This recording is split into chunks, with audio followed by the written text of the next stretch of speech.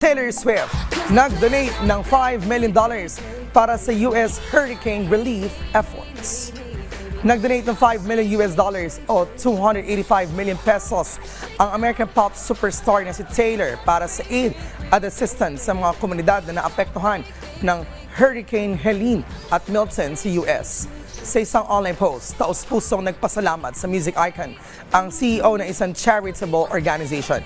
Ayon sa kanyang heartfelt message, quote-unquote, "This contribution will help communities rebuild and recover, providing essential food, clean water, and supplies to people affected by these devastating storms.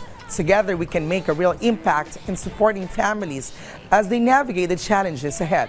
Thank you, Taylor, for standing with us in the movement to end hunger and helping communities in need."